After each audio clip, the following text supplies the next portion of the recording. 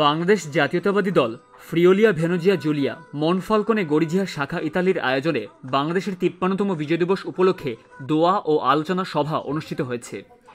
Italy Monfalcone শহরের সহনীয় একটি হলরুমে মনফালকনে গরিজিয়া শাখা বিএনপির ভারপ্রাপ্ত সভাপতি জিয়াউর রহমান খান সোহেলের সভাপতিত্বে ও ভারপ্রাপ্ত সাধারণ সম্পাদক মোহাম্মদ লিটন ও সাংগঠনিক সম্পাদক দেলোয়ার হোসেনের যৌথ পরিচালনায় পবিত্র কোরআন থেকে তেলাওয়াত, জাতীয় ও দলীয় সঙ্গীতের মাধ্যমে অনুষ্ঠানে শুরু করা হয়।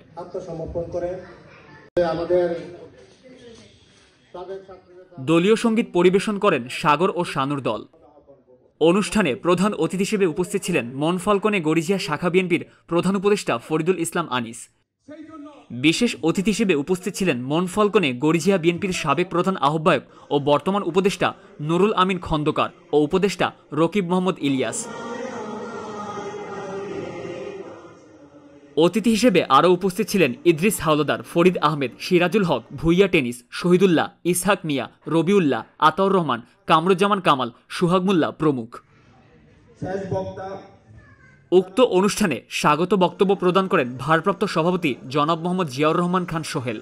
সম্মানিত অতিথিবৃন্দ ছাড়াও আরও বক্তব্য রাখেন সংগঠনের সহসাধারণ সম্পাদক সুমন আহমেদ, মুক্তিযোদ্ধা বিষয়ক সম্পাদক ইঞ্জিনিয়ার ওমর ফারুক, রোমান আইরিন সাজিয়া প্রমুখ।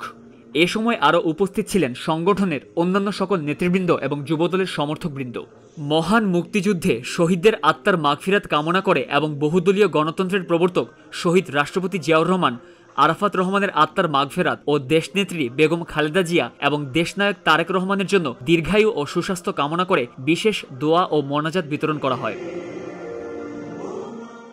বক্তারা বলেন, সকলকে ঐক্যবদ্ধ থেকে বিজয়ের মাসে দেশবিরোধী সকল ষড়যন্ত্রের বিরুদ্ধে সজাগ দৃষ্টি রাখার এবং বিশৃঙ্খলাকারীদের প্রতিহত করার জন্য সর্বদা প্রস্তুত থাকার আহ্বান জানান।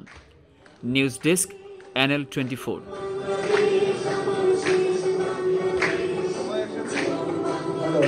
সবাই একসাথে